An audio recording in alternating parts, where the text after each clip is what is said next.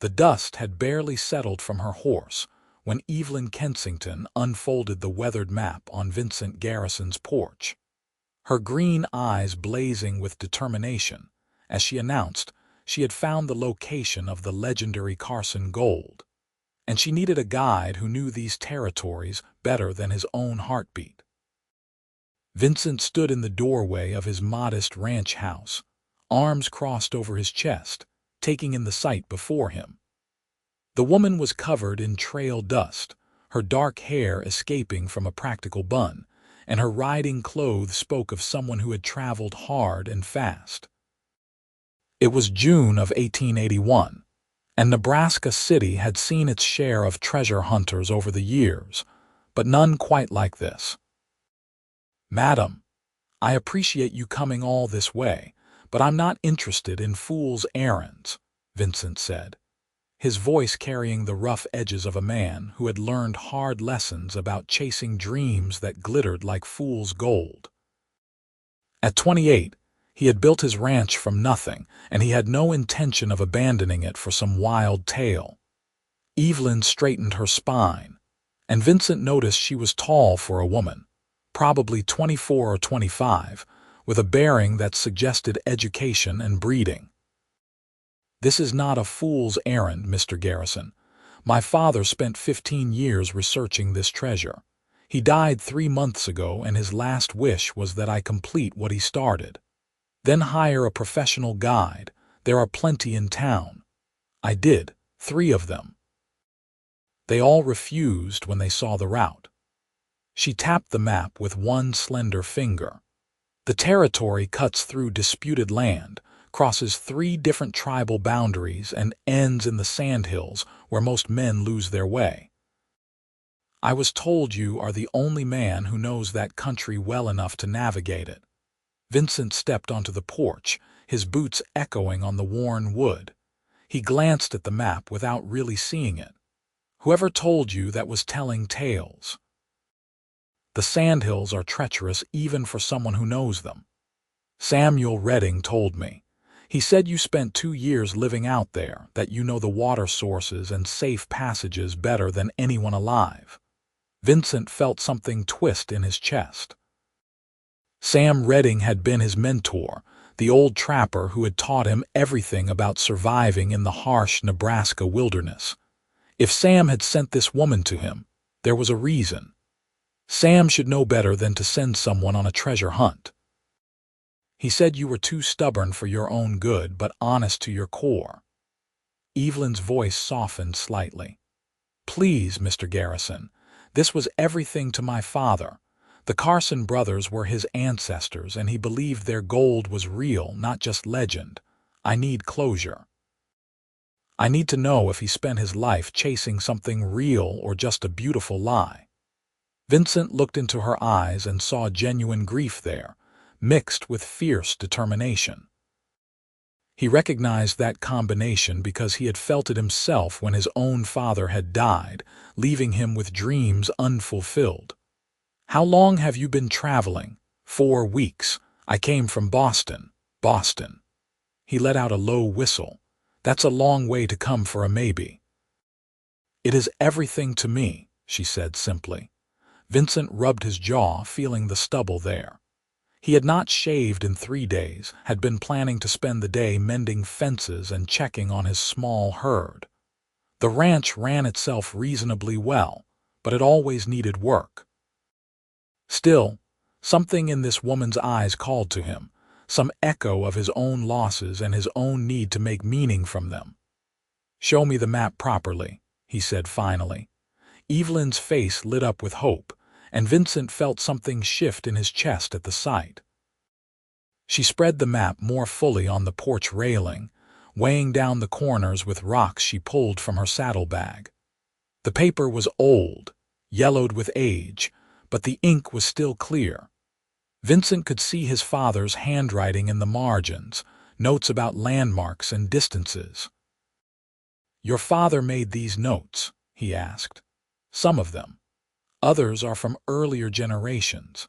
The map itself dates to 1849, right after the Carson brothers supposedly buried their gold before being killed by outlaws. Vincent studied the route carefully. It did indeed cut through some of the most challenging territory in Nebraska, following a path that would take them north and west into the Sandhills. That vast prairie of grass covered dunes that could swallow a person whole if they did not know the way. The landmarks noted on the map were vague, the kind that could mean anything or nothing depending on interpretation. "This is going to take at least 3 weeks, maybe 4, he said slowly. "And that is if the weather holds and we don't run into trouble with raiders or territorial disputes. The Lakota have been restless lately, and there are still outlaw gangs operating in the region." "I am prepared for hardship," Evelyn said firmly. Vincent turned to look at her fully. In the afternoon light, he could see the fine lines around her eyes that spoke of sleepless nights and grief. Her hands, resting on the porch railing, were not soft and pampered despite her Boston origins. They showed calluses and healing blisters from hard riding. "Can you shoot?" he asked. "Yes. My father taught me." "Can you ride for 12 hours straight if needed?" "I made it here from Missouri in 4 days. The recommended time is 7. Vincent felt a reluctant smile tug at his lips. "Can you follow orders without question when lives depend on it?" "That depends on whether the orders are sensible." Now he did smile, a real one. "Fair enough. I charge $50 for a job like this, plus all supplies and provisions. I can pay double that if we find the gold." "I don't want the gold, Miss Kensington. I want payment for my time and expertise. What you find at the end is your business." He paused, then added more gently, "And if we find nothing but empty ground, I don't want you thinking I led you astray for profit." Evelyn extended her hand like a man would, direct and firm. "Then we have an agreement, Mr. Garrison." Vincent took her hand, feeling the strength in her grip despite her slender fingers. "We leave at dawn. I will need today to arrange things here and gather supplies. You can stay in the spare room in my house. It is not fancy, but it is clean." "I do not require fancy, Mr. Garrison. I require competence and honesty. Thank you." As Vincent showed her inside and pointed her toward the spare room, he found himself wondering what he had just agreed to. The house felt different with another person in it. He had lived alone since his father's death 5 years ago, had grown accustomed to the silence and solitude. Now there were footsteps in the hall, the sound of water being poured into the wash basin, the small rustles of another human presence. He spent the afternoon riding into Nebraska City to arrange for his neighbor, Tom Webster, to look after his ranch and livestock while he was gone. Tom was a good man, reliable and honest, and he agreed readily when Vincent explained the situation in vague terms. "You be careful out there," Tom said, squinting at Vincent in the way he did when he was concerned. "There has been talk of increased outlaw activity up north. Some say the Dalton gang is operating in the area." "I'll keep my eyes open," Vincent promised. He bought supplies at the general store, stocking up on dried beans, coffee, salt pork, flour, and ammunition.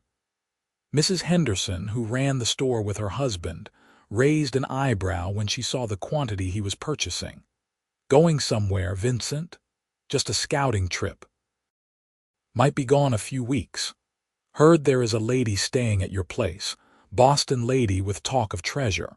Mrs. Henderson's eyes twinkled with curiosity. Vincent sighed internally. News traveled faster than wildfire in a small town. "She is a client, nothing more. She hired me as a guide." Hum. "Well, you be careful. Pretty ladies and treasure maps have a way of leading men into trouble." Vincent could not argue with that assessment. He paid for his supplies and loaded them onto his pack horse, then rode back to the ranch as the sun was beginning its descent toward the horizon. The land spread out around him in rolling plains, golden with summer grass. He loved this country, harsh as it could be. It had a beauty that got into a man's bones. When he returned to the house, he found Evelyn had cleaned herself up and was sitting on the porch, watching the sunset. She had changed into fresh clothes, a simple cotton dress that was practical but somehow made her look more feminine than her riding outfit had. Her dark hair was loose around her shoulders, and Vincent felt an unexpected kick in his chest at the sight. "It is beautiful here," she said as he dismounted. "Different from Boston, but beautiful in its own way." "It grows on you," Vincent agreed.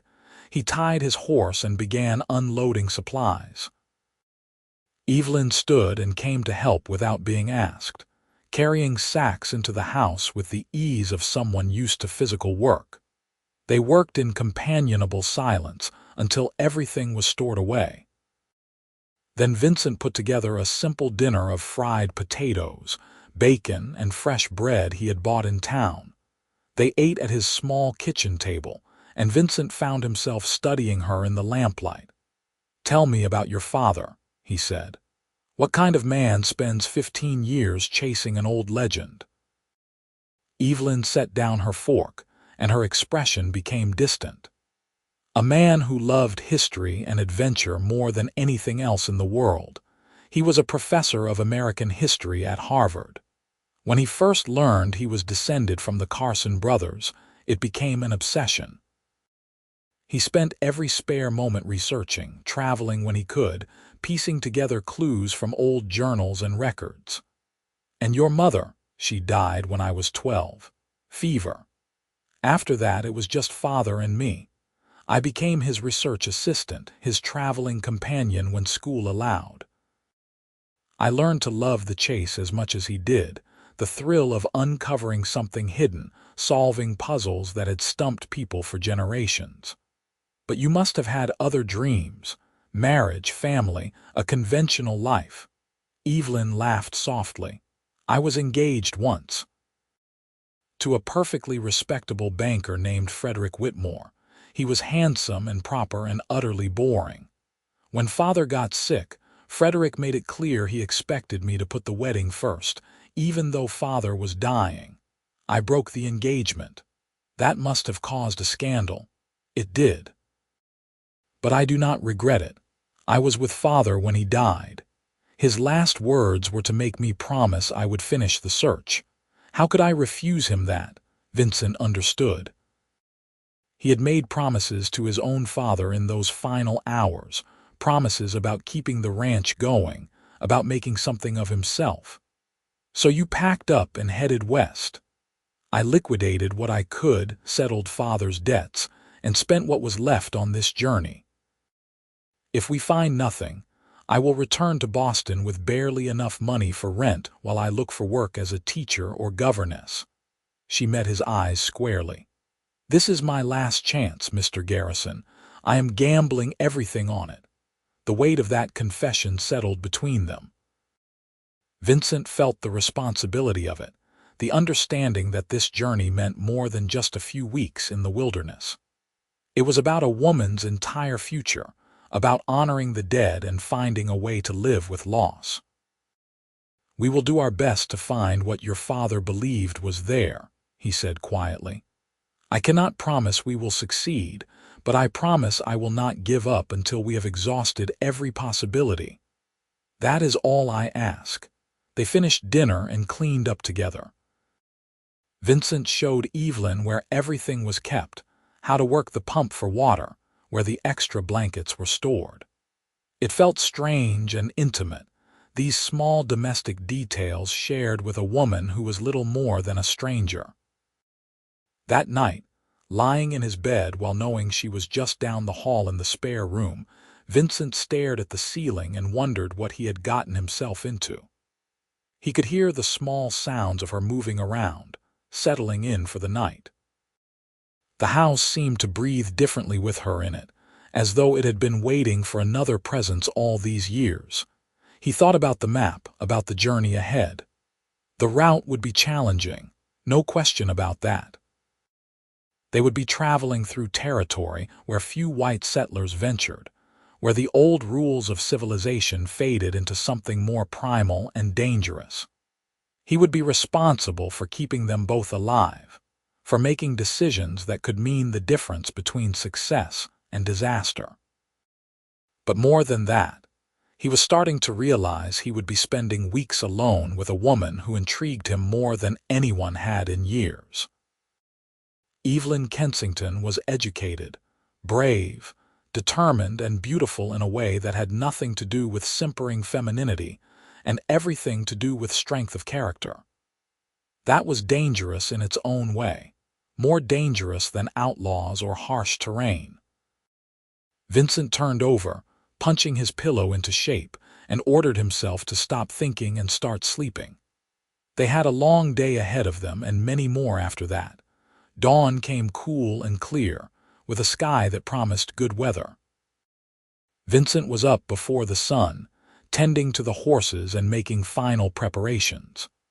When Evelyn emerged from the house, she was dressed in her riding clothes again, her hair braided back in a practical style. She looked rested and ready, and Vincent found himself approving of her efficiency. They ate a quick breakfast, then loaded the pack horses with their supplies. Vincent had 3 horses including his own mount, a sturdy bay gelding named Ranger that had been with him for 5 years. Evelyn's horse was a gray mare she called Silver, and the pack horse was a reliable sorrel Vincent used for hauling. "We will follow the Platte River northwest for the first few days," Vincent explained as they prepared to leave. "That will take us through relatively settled territory. Once we turn north into the Sandhills, things get more remote. We might not see another person for weeks." "I understand." They set off as the sun broke over the horizon, painting the sky in shades of gold and pink. Nebraska City fell away behind them, and soon they were riding through open prairie, following wagon tracks that would eventually connect with the old Oregon Trail route along the Platte River. The first day passed in steady riding with few breaks. Vincent kept the pace moderate, wanting to see how Evelyn handled long hours in the saddle. She surprised him by keeping up without complaint, sitting her horse with the ease of an experienced rider. They spoke little during the day, saving their breath for the work of travel, but when they stopped for the evening, conversation came more naturally. Vincent showed her how to make a proper camp in open country, choosing a spot near a small creek with good visibility in all directions. They built a fire, cooked dinner, and sat watching the stars emerge in the vast sky. "I have never seen so many stars," Evelyn said softly. "In Boston, there are too many lights, too many buildings. The sky is always pale and limited. Out here you can see forever," Vincent agreed. "That is one of the things I love about this country. The space, the openness. A man can breathe out here. You ever get lonely, living by yourself on the ranch?" Vincent considered the question. "Sometimes, but I have learned to appreciate solitude. After my father died, I could not bear the thought of being around people for a while. The ranch gave me a place to hide, to heal. Now it is just home. No desire to marry, have a family." "I was engaged once too," Vincent said, surprised by his own willingness to share this.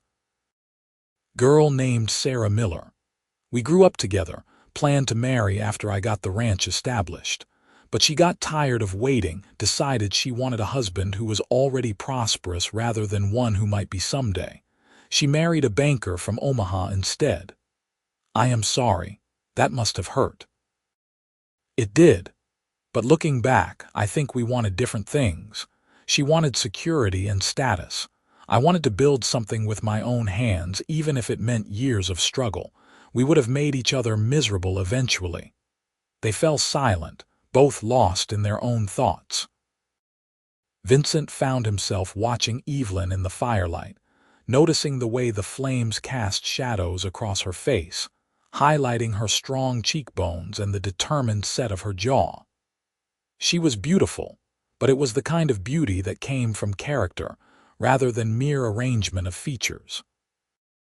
The days began to blend together as they traveled northwest. They followed the Platte River, passing occasional settlements and farms, waving to other travelers on the road. The weather held good, hot during the day but cooling off pleasantly at night. Vincent taught Evelyn things as they rode, pointing out landmarks, showing her how to read the land for water and shelter, explaining the habits of animals they encountered. She was a quick student, asking intelligent questions and remembering what he told her. More than that, she seemed genuinely interested in the land itself, not just as a means to reach her goal but as something worth understanding in its own right. On the fifth day, they encountered their first real challenge. A group of riders appeared on the horizon, coming toward them at speed. Vincent's hand went immediately to his rifle, and he motioned for Evelyn to stay close. "Let me do the talking," he said quietly. The riders were cowboys from a nearby ranch, chasing after cattle that had broken through a fence during a storm. They were friendly enough once they determined Vincent and Evelyn were not cattle thieves, but their leader, a grizzled man named Pete, eyed Evelyn with undisguised curiosity. "Dangerous country for a lady," Pete said. "The lady is my client," Vincent said evenly. "I am guiding her north on business." "What kind of business takes a Boston lady into the Sandhills?" "Private business." Vincent's tone made it clear the subject was closed. Pete raised his hands in mock surrender. "No offense meant. Just surprised is all. You two be careful. There have been raids up north, homesteaders getting hit by what might be the Dalton gang, might be rogue Lakota warriors. Hard to say. Either way, it is not safe. We will keep our eyes open. Thanks for the warning." The cowboys rode off, and Vincent and Evelyn continued their journey. But the encounter had reminded them both that they were moving into increasingly dangerous territory. That night, Vincent taught Evelyn how to keep watch properly, how to listen for sounds that did not belong, how to wake him at the slightest sign of trouble. "You really think we might be attacked?" she asked. "I think it is better to be prepared. Out here there is no law except what you carry with you. We are on our own." As they moved farther north and west, the land began to change. The flat plains gave way to rolling hills covered in prairie grass. They left the Platte River behind, following smaller waterways and seasonal creeks that Vincent knew from his time living in the region. The settlements disappeared entirely, and they truly were alone in the vast expanse of the Nebraska prairie. Vincent found himself growing more protective of Evelyn, more aware of every potential danger. He scouted ahead more frequently, choosing their campsites with extra care. At night, he slept lightly, waking at every unusual sound. But he was also growing more comfortable with her presence, more appreciative of her companionship. They talked in the evenings, sharing stories about their lives. Evelyn told him about growing up in Boston, about the intellectual circles her father had moved in, about her own education that had been unusual for a woman of her time. She had attended lectures at Harvard, had learned Latin and Greek, had read philosophy and science alongside the more traditional feminine accomplishments. Vincent told her about growing up in Nebraska, about learning to ranch from his father, about the 2 years he had spent wandering the Sandhills after his engagement fell apart. He had lived among trappers and traders, had learned survival skills that most ranchers never needed, had come to understand the land in ways that went beyond mere navigation. They were from different worlds, but something was growing between them. Vincent tried to ignore it, tried to keep things professional, but it was becoming increasingly difficult.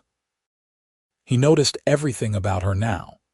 The way she tucked a stray hair behind her ear when concentrating on the map, the sound of her laughter when he told a funny story, the grace with which she moved despite the hardships of trail life.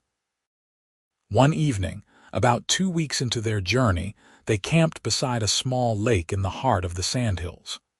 The sun set in a blaze of orange and purple, reflected perfectly in the still water. Evelyn stood at the edge of the lake, staring out at the beauty of it, and Vincent came to stand beside her. "It is extraordinary," she said softly. "Father would have loved this. He always said the wilderness was where you could see God most clearly. He was a wise man. He was a dreamer. But I think dreamers are necessary. Without them, we would never push beyond what we know, never discover anything new." Vincent looked at her profile, at the way the setting sun turned her skin golden. "Is that what you are, Evelyn? A dreamer?" She turned to meet his eyes, and he saw something vulnerable there, something that made his heart clench. "I used to think I was practical. Compared to Father, I always felt like the sensible one, the one who planned and organized while he chased his visions. But now I wonder if I am just as much a dreamer as he was. Coming out here, gambling everything on finding this treasure, it is not practical at all. It is pure faith. Faith is not always foolish." "What do you have faith in, Vincent?" He considered the question seriously. "I have faith that hard work matters, that the land will provide if you respect it, that people are mostly decent if you give them the chance to be. And lately," he paused, surprised by what he was about to say, "I have faith that some things are worth taking risks for." The moment stretched between them, charged with possibility. Vincent could feel the pull toward her, could imagine how easy it would be to close the distance, to touch her face, to kiss her in the golden light of sunset. But he held back, uncertain if she felt the same, unwilling to complicate what was already a complex situation. Evelyn smiled, a small, knowing smile that suggested she understood exactly what he was thinking. "We should check the map. According to Father's notes, we are getting close to the first major landmark." They returned to the fire and spread out the map. Vincent had been tracking their progress carefully, noting distances and landmarks as they went. According to the map, they were looking for a rock formation that supposedly resembled a bear standing on its hind legs. From there, they would need to travel due west for approximately 10 miles to reach a valley where the Carson brothers had supposedly hidden their gold. "I know this area fairly well," Vincent said. "There are several rock formations that could fit the description. We will need to scout them individually." "How long will that take?" 3 days, maybe 4. The formations are spread out over a wide area. Over the next several days, they searched methodically. Vincent led them to each formation he remembered, and they compared it against the details in the map's margins. It was painstaking work, made more difficult by the fact that the map was more than 30 years old, and landmarks could change over time through erosion and weather. On the 3rd day, Evelyn called out in excitement. They had found a formation that matched perfectly. A tall sandstone outcropping that, when viewed from a certain angle, looked remarkably like a bear rearing up. The resemblance was striking once you saw it, and Vincent felt a surge of hope that maybe this search was not as futile as he had feared.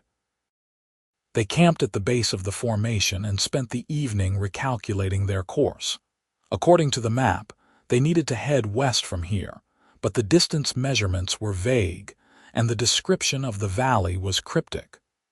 "Where the water runs red and the hills embrace." "Any idea what that means?" Evelyn asked. Vincent thought about it. "There are places in the Sandhills where iron oxide in the soil makes the water look reddish, especially in certain lights, and valleys here are often formed between parallel dunes that could look like embracing hills. But that describes dozens of places. So we search them all, if necessary." They set out west at dawn, moving into deeper Sandhills territory. The landscape here was starkly beautiful, all rolling dunes covered in native grasses, punctuated by small lakes and wetlands. It was easy to get disoriented in this sea of grass and sand, but Vincent navigated by the sun and by subtle features of the land that most people would not notice. On the second day heading west, something changed. Vincent felt it first, a prickling awareness that they were being watched. He said nothing to Evelyn initially, not wanting to alarm her, but he became more vigilant, scanning the horizons constantly. That evening, as they made camp, he saw them, riders on a distant ridge silhouetted against the sunset. 4 of them, watching but making no move to approach. "We have company," he said quietly to Evelyn. She followed his gaze and went still. "Who are they?" Could be anyone. Hunters, travelers, or trouble. We will find out soon enough. Vincent made sure their rifles were loaded and close at hand. They built a fire, prepared dinner, and waited. As night fell, the riders approached, calling out from beyond the firelight. "Hello, the camp. We are coming in peaceful. Come ahead," Vincent called back. "But keep your hands where we can see them." 3 men rode into the firelight, leaving one back as a lookout. They were rough-looking characters, the kind who lived on the edges of civilization. The leader was a tall man with a scar across his cheek and eyes that missed nothing. "Name is Carson," the man said, and Vincent saw Evelyn stiffen at the name. "Jim Carson. These are my brothers, Tom and William. We have been watching you for the past 2 days, wondering what brings a man and a woman so deep into the Sandhills." "Private business," Vincent said evenly. "Would not be treasure hunting, would it?" Jim Carson's smile was not friendly. "See, we heard tell there is a Boston lady come west with a map, asking questions about the old Carson gold. And we took an interest because Carson is our family name too. In fact, our great-great-grandfathers were the very Carson brothers who supposedly buried that gold." Evelyn found her voice. "If that is true, then we are related. My father was descended from the Carsons as well." "Is that so?" Jim's eyes gleamed in the firelight. "Then maybe you would not mind sharing that map you have been following. After all, if the gold belonged to our ancestors, seems like we have as much claim to it as you." "The map was my father's life work," Evelyn said firmly. "He spent 15 years researching and piecing together the clues. And now he is dead, and you are out here alone except for your hired gun." Jim's tone had gone cold. "That is a dangerous situation, miss. Anything could happen out here. Accidents, animal attacks, who knows? Be a shame if something happened to you before you could finish your father's work." Vincent stood, moving slightly to place himself between Evelyn and the Carson brothers. "That sounds an awful lot like a threat. Just stating facts." Jim stood as well, his brothers following suit. "We will make you a deal. Share the map and we will all search together. When we find the gold, we split it fair. Everyone goes home happy and alive. And if we refuse, then you are 2 people alone in the wilderness with 3 armed men who know these lands as well as you do. You would not make it back to civilization." Vincent's mind raced through options. They were outnumbered and surrounded. Fighting would likely get them both killed. But giving up the map meant trusting men who had just threatened them, and that seemed equally dangerous. "The map is encrypted," Evelyn said suddenly. "My father created a cipher that only I know how to read. Without me, the map is useless, so if you harm either of us, you will never find the gold." Vincent glanced at her, unable to tell if she was bluffing or telling the truth. Jim Carson seemed to be weighing the same question. "A cipher," Jim said slowly. "Your father was a clever man." "All right then, we ride together, search together, and split the treasure 6 ways. You, your guide, me and my brothers, and our man on watch makes 5. That is fair." 4 ways, Evelyn countered. You and your brothers count as one party, just as Vincent and I count as one party. The gold gets split down the middle. Jim's eyes narrowed, but after a moment he nodded. Done. But we will be watching you close. Any tricks and the deal is off. The Carson brothers joined their camp, and the atmosphere was tense as more people crowded around the small fire. Vincent caught Evelyn's eye and saw fear there, but also determination. She was holding together remarkably well under the circumstances. They spread out the map, and Evelyn explained what they had found so far. The bare rock formation, the westward journey, the cryptic clue about red water and embracing hills. Jim Carson studied the map carefully, and Vincent saw recognition flash across his face. I know this place, Jim said. Red water and embracing hills, that is the Red Valley about 6 miles west of here. There is a creek that runs through it, and the water looks bloody at sunset because of the minerals. The valley walls are steep and close together, like arms coming together. Vincent cursed internally. If Jim really knew the location, they had lost their advantage. But there was nothing to do now but continue forward and hope for the best. They broke camp at dawn, now traveling as an uneasy group of 7. The Carson brothers' man on watch turned out to be a taciturn individual named Snake, who barely spoke but watched everything with cold, calculating eyes.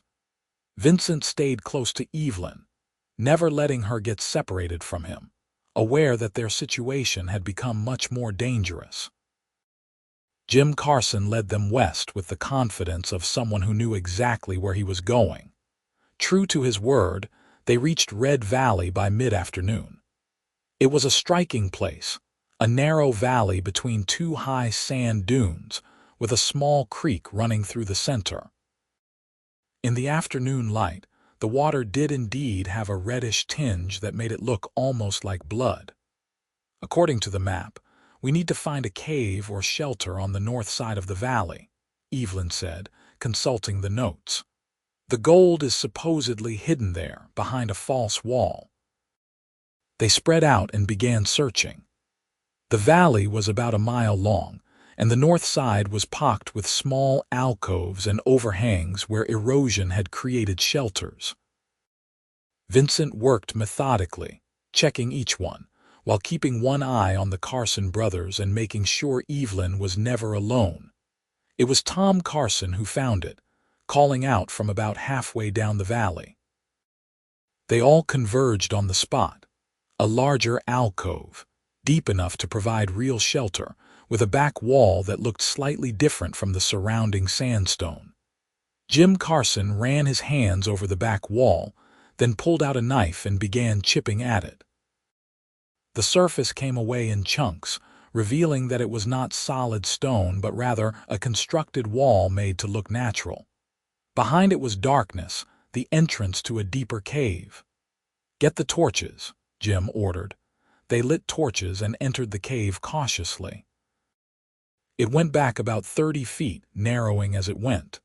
At the very back they found it, a large iron chest, old and rusted but still intact. Evelyn made a small sound, half sob and half laugh. Father was right. It is real. Jim Carson and his brothers descended on the chest like wolves. They pried open the lock with a crowbar, and the lid creaked open to reveal the contents. Vincent expected gold coins or bars, but instead the chest was filled with leather bags. Jim opened one, and gold dust poured out, glittering in the torchlight. "Gold dust," Jim breathed. "Must be 50 pounds of it, maybe more. This is worth a fortune." They hauled the chest out of the cave into the fading daylight and began dividing the contents. There were 12 bags in total, each weighing about 4 or 5 pounds. The gold dust would need to be assayed to determine exact value, but even a rough estimate put the treasure at several $1,000s, a massive fortune. 6 bags each, Jim said, dividing them into 2 piles. "A fair split, just like we agreed." Evelyn stared at the bags and Vincent saw tears streaming down her face. He moved to her side, putting a hand on her shoulder. "Your father would be proud," he said softly. "He was right," she whispered. "All those years, all that research, he was right." They camped in the valley that night, the two groups on opposite sides of the fire. Vincent did not trust the Carson brothers for a moment, and he kept his rifle close. But the night passed without incident, and at dawn Jim Carson announced they would be parting ways. "We will head north from here," Jim said. "You two should head back east the way you came. No reason for us to travel together anymore." Vincent was more than happy to agree to that arrangement. They divided up supplies, saddled horses, and prepared to leave. But as they were loading the gold bags onto the packhorse, Snake approached Evelyn with something in his hand. "Found this in the chest," he said, handing her a folded piece of paper. "Figured it might matter to you." Evelyn unfolded the paper carefully. It was a letter, old and faded but still readable. Her eyes scanned it and fresh tears began to fall. "It is from John Carson," she said, her voice breaking. "One of the brothers. He wrote it before they died, explaining where they had hidden the gold and why. He wanted his descendants to know that they had found their fortune in the California gold fields, but they buried it here on their way back east because they were being pursued by outlaws. They planned to retrieve it later, but they never got the chance." She looked up at Vincent. "He says he hopes someone from his family will find it someday, someone who needs it and will use it well. He says the gold is meant to give his descendants the freedom to chase their dreams, whatever those might be." Jim Carson had come over to read the letter as well. His hard face softened slightly as he scanned the words. "My grandmother used to tell stories about the Carson brothers, about how they were good men who died too young. She always said they had hoped to return home rich and start their own ranch." For a moment, the two groups stood united by a shared history, by the knowledge that they were all connected to men who had died more than 30 years ago chasing dreams of a better life. Then Jim nodded curtly and turned away. "We part as friends," he said. "But if we ever meet again, the friendship ends." "Understood. Understood," Vincent replied. The Carson brothers rode north and Vincent and Evelyn headed east, back the way they had come. They traveled in silence for most of the morning, both processing what had happened. The gold bags were heavy on the packhorse, a tangible reminder that the treasure had been real. Finally, Evelyn spoke. "I need to stop." Vincent reined in immediately, concerned. "Are you all right?" She dismounted and walked a few steps away, then turned to face him. "I found it, Vincent. I completed Father's life work. I proved he was not chasing fantasies. The gold is real, and I have enough now to return to Boston, to live comfortably while I decide what to do with my life." "That is good," Vincent said, though something in his chest felt heavy. "But I do not want to return to Boston." Vincent went very still. "What do you mean?" Evelyn walked back to him, looking up with those green eyes that had haunted his dreams for weeks now. "I mean that everything I thought I wanted has changed. When Father asked me to finish his work, I thought it was about honoring his memory, about proving something. But this journey has shown me that what I really want is not in the past. It is not about treasure or proving anything. It is about finding a place where I belong, with someone who sees me for who I truly am." Vincent dismounted slowly, his heart beginning to race. "Evelyn, what are you saying?" "I am saying that I do not want this journey to end. I do not want to say goodbye to you and go back to a life that never really fit me in the first place. These weeks with you, seeing this country, learning to live in this wild, beautiful place, it has felt more like home than Boston ever did." Vincent took a step toward her. "This is not your world, Evelyn.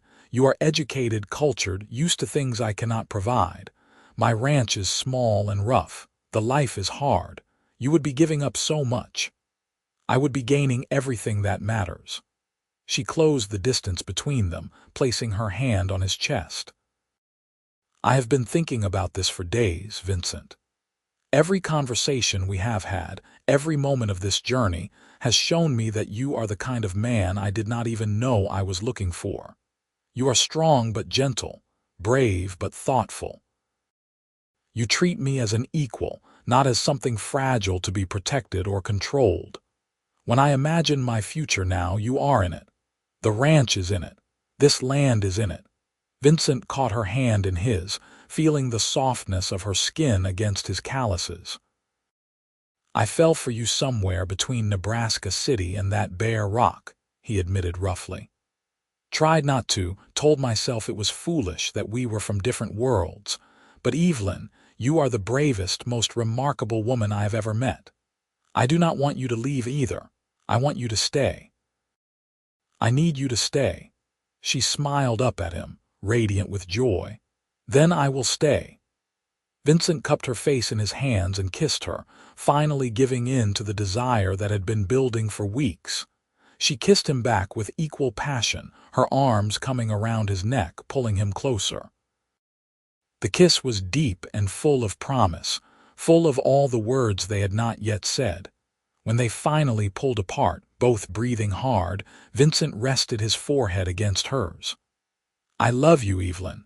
I know it is fast. I know we have only known each other a few weeks, but I love you.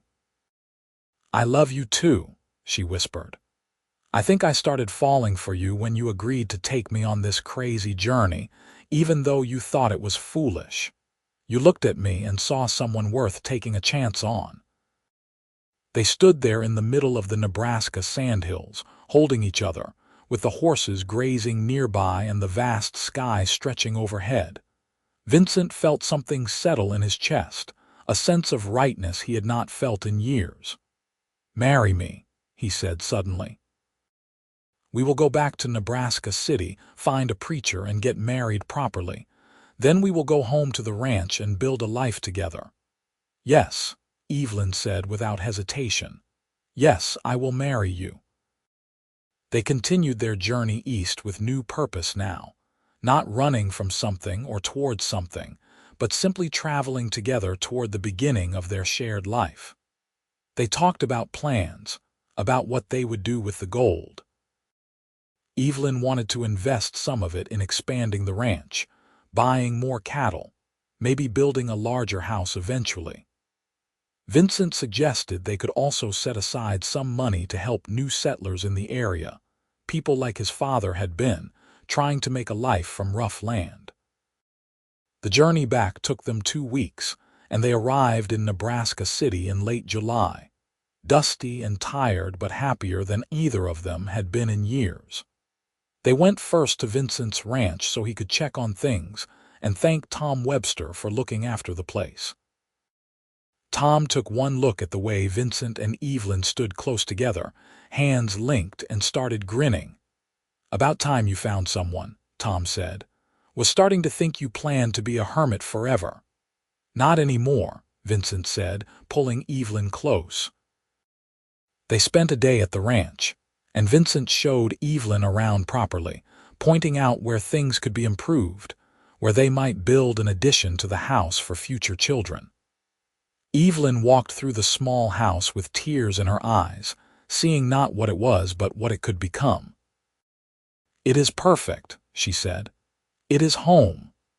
The next day they rode into town and found Reverend Matthews, who had known Vincent since childhood.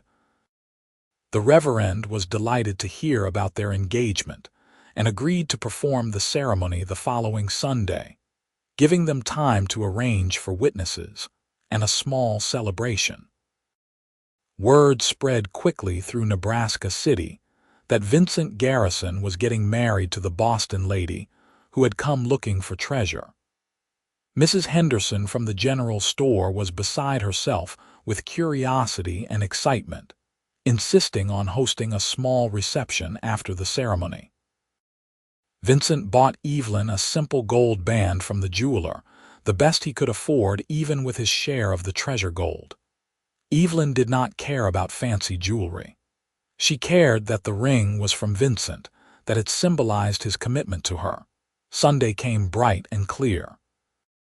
Evelyn wore a simple blue dress she had bought in town, and Vincent wore his best suit, which was not saying much but was clean and pressed.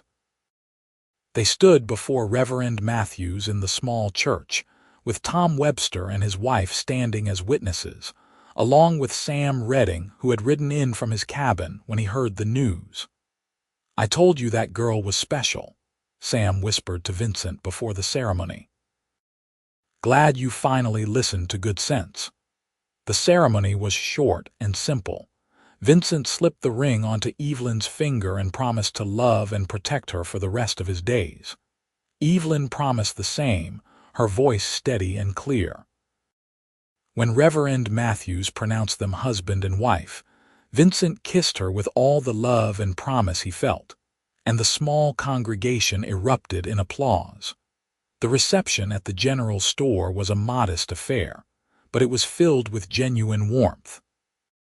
The townspeople who had known Vincent for years were happy to see him settled, and they welcomed Evelyn with open arms. She charmed them all with her genuine interest in their lives and her willingness to laugh at herself as a city girl learning country ways. As the sun set, Vincent and Evelyn rode back to their ranch together, man and wife. Vincent helped her down from her horse and carried her over the threshold of their home, both of them laughing at the tradition. That night, they lay in bed together in the dark, holding each other, talking softly about everything and nothing. Vincent traced patterns on Evelyn's shoulder, still hardly believing she was real, that she had chosen him in this life. "You have any regrets?" he asked quietly. "About leaving Boston, about giving up the life you knew?" "Not even for a moment," Evelyn said firmly. "This is where I am meant to be. With you." They settled into married life with surprising ease. Evelyn proved to be a quick learner when it came to ranch work. She learned to milk cows, tend chickens, cook on a wood stove, and manage the 1,000 small tasks that came with running a household on the frontier. Vincent was patient with her mistakes and generous with his praise when she succeeded. They used part of the gold to buy additional land and livestock, expanding the ranch bit by bit. Vincent hired a young cowhand named Jimmy to help with the increased workload, and the ranch began to prosper in ways it never had when Vincent was working alone. But more than the prosperity, what mattered was the partnership. They worked side by side, made decisions together, supported each other through difficulties. When a drought hit that first summer, threatening their crops and cattle, they faced it together, rationing water and making hard choices about which animals to sell. When winter came hard and early, they huddled together for warmth and told each other stories to pass the long, dark evenings. Evelyn wrote to her few remaining friends in Boston, explaining what had happened and how happy she was. Most of them thought she had lost her mind, choosing a rough frontier life over the culture and comfort of the city. But a few understood, including her father's old colleague, Professor Williams, who wrote back saying he had always suspected Evelyn had inherited her father's adventurous spirit. The seasons turned, and life continued its rhythm. Vincent and Evelyn became fixtures in Nebraska City's community. They attended church socials, helped neighbors with barn raisings and harvests, and slowly built a network of friends. Evelyn started a small lending library out of their home, bringing books from Boston and encouraging other families to share their own. She also began teaching children to read in the evenings, continuing her passion for education in this new context. In the spring of 1882, Evelyn discovered she was pregnant. Vincent was over the moon with joy and terror in equal measure. He became impossibly protective, trying to prevent her from doing any heavy work. Evelyn tolerated his fussing with good humor, but refused to be treated like an invalid. Women have been having babies since the beginning of time, she reminded him. I am strong and healthy. Everything will be fine. In November of 1882, Evelyn gave birth to a son. They named him Samuel, after Sam Redding, who had inadvertently brought them together. Little Samuel was healthy and loud, with his mother's green eyes and his father's dark hair. Vincent held his son for the first time with shaking hands, overwhelmed by the weight of responsibility and love. He is perfect, Vincent whispered, staring down at the tiny face. He is ours, Evelyn said, exhausted but radiant. Our family. As Samuel grew from infant to toddler, the ranch continued to thrive. They built an addition to the house, adding more bedrooms and a proper parlor. Evelyn planted a garden that became the envy of the county, growing vegetables and flowers that brightened their homestead. Vincent expanded their cattle operation and started breeding horses, discovering he had a talent for it. In 1884, they had a second child, a daughter they named Caroline after Vincent's mother. Caroline was quieter than her brother had been, with solemn dark eyes that seemed to take in everything. Vincent doted on her shamelessly, this tiny girl who had him wrapped around her finger from the moment she was born. Life was not always easy. There were crop failures and sick animals, harsh winters and scorching summers. There were tensions in the region as more settlers arrived, competing for land and resources. There were the normal struggles of raising children, of managing a household, of maintaining a marriage through stress and change. But through it all, Vincent and Evelyn held fast to each other. Their love, which had begun so suddenly in the midst of a treasure hunt, deepened and matured into something unshakable. They learned each other's rhythms, how to fight fair and make up thoroughly, how to support each other's dreams while building shared ones. On their 5th wedding anniversary, Vincent gave Evelyn a gift that made her cry. It was her father's research, which he had carefully bound into a leather journal, along with new pages he had added documenting their treasure hunt, complete with sketches of the landmarks they had found. Your father's work deserves to be preserved, Vincent said, and someday our children and grandchildren will want to know the story of how we met, how we found each other while finding his treasure. Evelyn held the journal to her chest, tears streaming down her face. Thank you. Thank you for understanding how much this means. He brought you to my door with that map, Vincent said softly. In a way, he gave me the greatest treasure of my life. As the years passed, the ranch became known throughout the region as one of the most successful in Nebraska. But more than that, it became known as a place of warmth and welcome.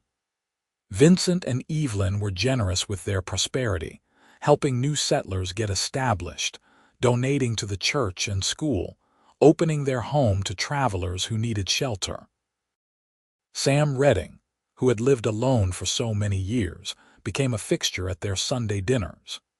He taught young Samuel and Caroline how to track animals and read weather signs, passing on the wilderness skills he had taught Vincent years before. He lived to see both children grow strong and capable, a source of pride to him. In 1889, when Nebraska officially became a state, Vincent and Evelyn attended the celebration in Lincoln. They stood in the crowd listening to speeches about progress and prosperity, about building a civilization in the wilderness. Vincent held Evelyn's hand and thought about how far they had come, from that first day when she had arrived at his door with a treasure map and determination in her eyes. Do you ever think about what your life would have been like if you had stayed in Boston? Vincent asked her that night in their hotel room. Evelyn considered the question seriously. Sometimes, I probably would have found work as a teacher or governess. Maybe eventually married someone respectable and safe, had a quiet, conventional life. Do you wish you had? She turned to face him fully, putting her hands on his face. Never, Not for one single moment. That life would have been fine, I suppose. But this life, the one I have with you, is extraordinary. You gave me adventure and partnership and love. You gave me children and a home and a purpose. How could I ever wish for anything else? Vincent kissed her deeply, still as moved by her as he had been that first time in the Sandhills when she had told him she wanted to stay. I love you, Evelyn Garrison. And I love you, Vincent Garrison, my cowboy who did not need treasure but needed me to stay. They returned to the ranch and continued their life together. Samuel grew into a strong young man who loved the ranch as much as his father did. Caroline developed her mother's love of learning and her father's connection to the land, a unique combination that made her wise beyond her years. In 1891, Evelyn gave birth to their third child, another son they named John after the Carson brother whose letter had touched them both so deeply. Little John was a happy, easy child who brought laughter into their home. The ranch prospered beyond anything Vincent had dreamed possible when he had been a young man struggling alone.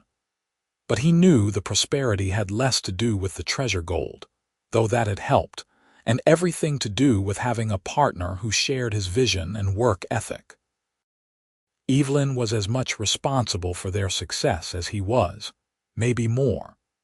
As the 19th century drew to a close, Vincent sometimes sat on his porch in the evenings, watching the sun set over land he owned and had made productive. He thought about the twists of fate that had brought Evelyn to his door, about how easily he could have said no to her request, about how different his life would be if he had. He had thought he was fine alone, that he had learned to live with solitude and had no need for companionship. But Evelyn had shown him what he had been missing, what life could be when shared with the right person. She had brought him more than a map to gold. She had brought him back to life, had reminded him that taking risks and opening your heart was worth the potential for pain. One evening in the spring of 1899, as they celebrated their 17th wedding anniversary, their children grown or growing, their ranch thriving, their love as strong as ever, Vincent pulled Evelyn close and thanked her once again for staying. You told me once that you did not need treasure, you needed me to stay, Evelyn said, repeating the words he had said to her years ago. But Vincent, you were wrong about one thing. What is that? You said you did not need treasure, but you gave me treasure, real treasure. Not gold in a chest, but something worth infinitely more. You gave me love, home, family, purpose. You are my treasure, Vincent Garrison. You always have been. Vincent kissed his wife under the Nebraska stars in front of the home they had built together, and knew that every word she said was true. The gold they had found had been real, had helped them build their ranch and their life. But the real treasure had been finding each other, choosing each other, building a love that would last all their days. As the new century dawned, they faced it together, as they had faced everything since that summer day in 1881, when Evelyn Kensington had arrived at Vincent Garrison's door with a treasure map and changed both their lives forever. They had found gold in the Nebraska Sandhills, yes. But more importantly, they had found each other, and that was worth more than all the treasure in the world. Their love story became legend in Nebraska City, told and retold by friends and neighbors. The romantic tale of the Boston lady and the cowboy, of treasure found and love discovered, of two people from different worlds who found their way to each other through faith, courage, and determination. It was a story that inspired young couples and reminded old ones of the power of love. Samuel, Caroline, and John grew up hearing the story of how their parents met, of the adventure that had brought them together. They learned from it the value of taking chances, of following your heart even when it led somewhere unexpected, of honoring the past while building the future. Vincent and Evelyn lived long lives together, growing old side by side, their hands still finding each other across the dinner table, their love still evident in every glance and touch. They saw their children marry and have children of their own, filling the ranch with the next generation. They saw Nebraska grow and change, saw the wild frontier become something more settled and civilized. But no matter how much time passed, Vincent never forgot that first moment when Evelyn had stood on his porch with her map and her determination. He never forgot the way his heart had recognized her as someone important, someone who would change everything. And he never stopped being grateful that she had been brave enough to come west, stubborn enough to persist when he tried to refuse, and loving enough to choose him and his rough frontier life over everything she had known. Evelyn, for her part, never regretted her choice. She had found what her father had been searching for his whole life, but she had also found something he would have wanted for her even more: true love and a life lived fully.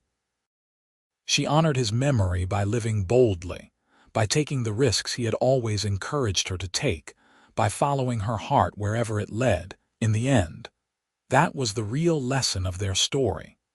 Not that treasure is real or that maps can lead to gold, though both those things prove true. The real lesson was that the greatest treasures in life are not things you find buried in the ground. They are the connections you make, the love you build, the risks you take that lead to joy. Evelyn had brought a gold map to Vincent's door, but what she had really brought was the possibility of love, of partnership, of a shared life that would be richer than any treasure chest. And Vincent, who had thought he did not need anything more than his solitary ranch and his quiet life, had discovered that what he really needed was someone to share it with. Someone who saw his worth, who challenged him, who made him laugh and think and feel more alive than he had in years. He had told Evelyn he did not need treasure, he needed her to stay. And she had stayed, giving him treasures beyond measure: love, children, joy, purpose, and a partnership that lasted a lifetime. Their story was one of second chances and new beginnings, of finding home in unexpected places and love in the midst of adventure. It was a story that proved sometimes the best things in life come when you are brave enough to say yes to uncertainty, to take a chance on a stranger with a dream, to trust that the journey will be worth the risk. As they grew old together, sitting on their porch watching the sun set over the ranch they had built together, Vincent and Evelyn often reflected on the strange and wonderful path that had brought them to each other. They marveled at the timing of it all, the way everything had fallen into place exactly as it needed to.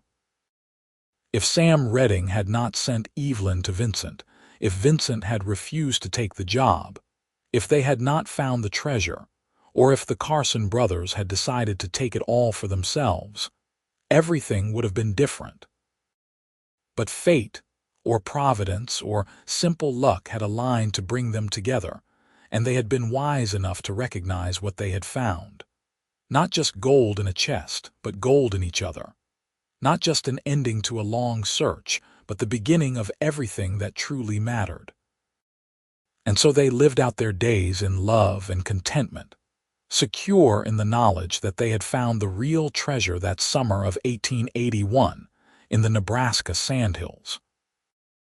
They had found each other, and that was worth more than all the gold ever buried, more than all the maps ever drawn, more than all the adventures ever undertaken. They had found home, love, family, and joy. They had found everything worth finding. Their children and grandchildren carried forward the story, keeping alive the tale of how Evelyn Kensington brought a gold map to Vincent Garrison's door, and how the cowboy said he did not need treasure, he needed her to stay.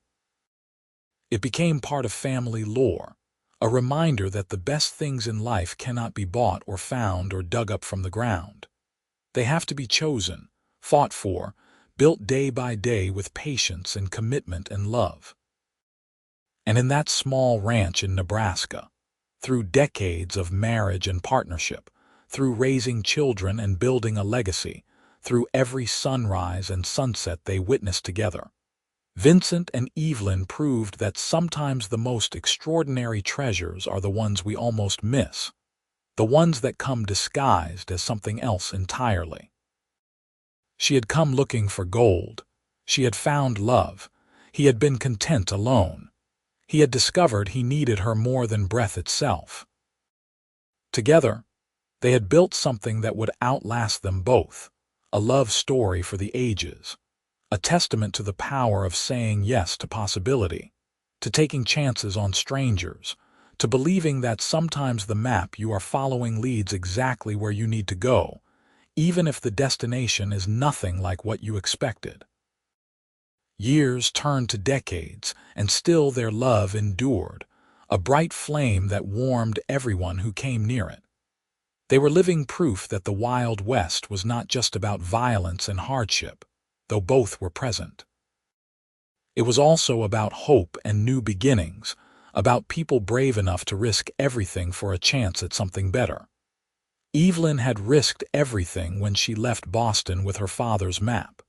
Vincent had risked his heart when he agreed to guide her. And both of them had won beyond their wildest dreams. The treasure map had been real, the gold had been found, and the adventure had been everything Evelyn's father had hoped it would be. But the greatest treasure of all was the love that grew between the Boston lady and the Nebraska cowboy. A love that proved that sometimes when you are searching for one thing, you find exactly what you need instead. And sometimes, the best possible outcome is not the one you planned for, but the one that finds you when you are brave enough to take the journey. Vincent and Evelyn Garrison lived long, full lives surrounded by love, prosperity, and family. When they finally passed, within months of each other as long-time married couples sometimes do, they left behind a legacy that extended far beyond the ranch they had built. They left behind children who had learned to love boldly, grandchildren who had learned to take risks for the right reasons, and a story that would be told and retold for generations. The story of the treasure map and the cowboy. The story of a woman brave enough to chase her father's dream, and a man wise enough to recognize true treasure when it came to his door. The story of two people who found each other in the wild places and built something beautiful and lasting. The story of Evelyn and Vincent, whose love transformed a simple ranch in Nebraska into something magical, a place where dreams came true and hearts found their home. And so ends the tale of how she brought a gold map to his door, and how the cowboy said he did not need treasure, he needed her to stay. But it was also the beginning of everything that truly mattered, everything that made life worth living, everything that endures long after the gold is spent and the maps are yellowed with age. Love endures. Family endures. The bonds we forge with each other in courage and hope, those endure beyond everything else.